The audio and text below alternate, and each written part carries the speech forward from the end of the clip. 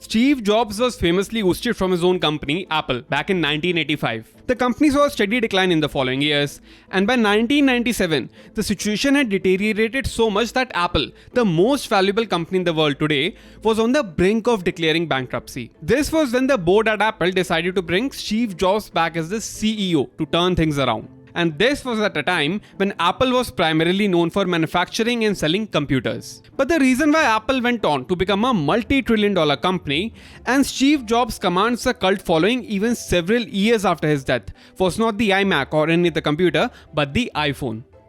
In 2007, Jobs had already turned things around with the iMac and PowerBook. And he smartly leveraged the brand position of Apple to enter into a completely new segment: smartphones. iPhones account for more than 50% of Apple's revenue today. And Apple's move to leverage its brand value to enter into the smartphone segment has since become a case study for business schools. And there is one brand that has managed to replicate this move with perfection here in India itself: Maggi.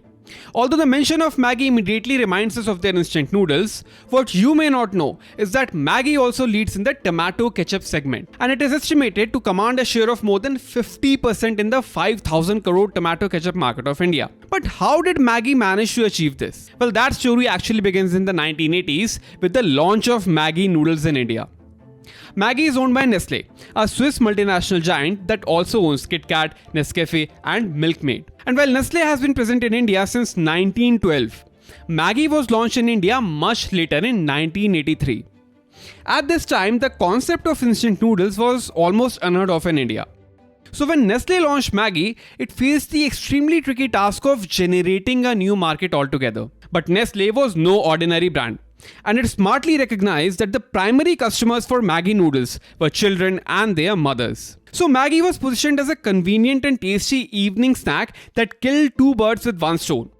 They were the 2-minute instant noodles that took very little effort from the mothers to prepare, and the children absolutely loved their taste. Slowly and steadily, Maggi won the hearts of Indians as well as the market share, and it quickly became the leader in the instant noodles segment. But Nestle thought that it was not enough. It was a multinational brand that was under pressure from its global competitors who were expanding their product lines in various new markets. So to maintain its dominance, Nestle knew it needed to innovate and diversify beyond just instant noodles. And in the 1990s, Nestle decided to disrupt the Indian ketchup market by launching the Maggi tomato ketchup. If you have made it this far, please subscribe to my channel. I promise my content will add value for you.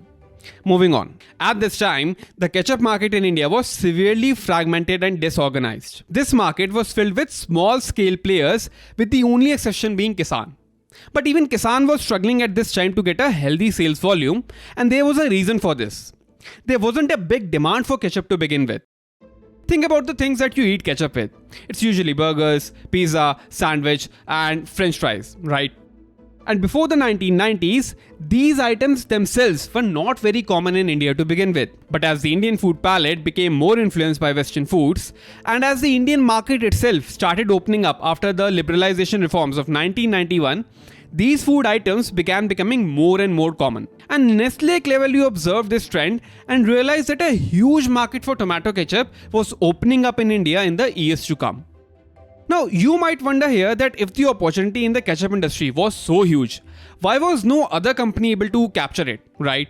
Well, this was where the brand leverage of Maggi kicked in. By the time Nestle launched its ketchup, Maggi had already started commanding a very strong share of the instant noodles market in India. And what was even more important than this business metric of market share was the on-ground loyalty that it was commanding. People were so addicted to the taste and flavor of Maggi that a kid was either going to eat Maggi or he was not going to eat instant noodles at all. And even though Nestle was a multinational giant that could have come up with an entirely new different brand name for its tomato ketchup, it decided to leverage the brand recall of Maggi, and it specifically launched their tomato ketchup under the name of Maggi. And it worked like magic. When the time came for a consumer to choose between Maggi tomato ketchup or any other tomato ketchup, the connection and pull that the consumer felt was much stronger for Maggi than for any other brand on the shelf. But that was not all.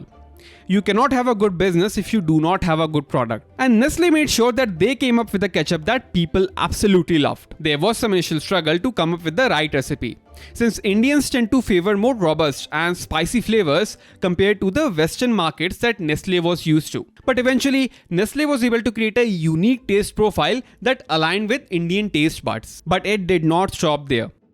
Maggi continued innovating with new products and packaging, launching variants such as the hot and sweet sauce, which is currently one of their best-selling ketchup variants. They followed this up with more options like the imli sauce and the no onion, no garlic sauce. And a packaging masterstroke was the launch of the nifty Pichkoo packaging, a small pack with zero wastage that allowed you to take out even the last drop of ketchup from it. This package was just sold for ₹12, and it was extremely easy to store and carry. And then Maggi finally went for the kill with an extremely aggressive marketing strategy. They hired Javed Jaffrey as their brand ambassador, and they started pushing out ads that aimed at generating a new market altogether. While ketchup was already used with items like burgers and fries, Maggi started telling people that they could eat their ketchup with literally anything in their kitchen. Their ads started targeting popular Indian household items like pakoras and samosas, where they gave a subtle but strong emphasis on how their tomato ketchup was an indispensable part of these dishes. The tagline, "It's different," created a distinct identity in the consumer's mind, representing the uniqueness and versatility of Maggi ketchup in enhancing everyday Indian snacks such as paranthas. And finally, Nestle ensured that people saw Maggi ketchup not just on TV and ads, but in the retail stores as well. Maggi noodles had already established an extremely strong pan-India presence by this time. So if there was a distributor who was selling Maggi noodles, all Nestle had to do was to ask that same distributor to sell its Maggi tomato ketchup as well. This was much easier compared to someone else who did not have this leverage, since they would have to establish an entirely new distribution network from scratch. From big supermarkets to small local stores, Maggi ensured that every place that was selling its noodles was selling its ketchup as well. And this widespread availability played a crucial role in Maggi ketchup's penetration into the Indian market as well. If you made it this far, please hit the like button and follow me on LinkedIn. The link is in the description below. Until I see you in the next video, goodbye.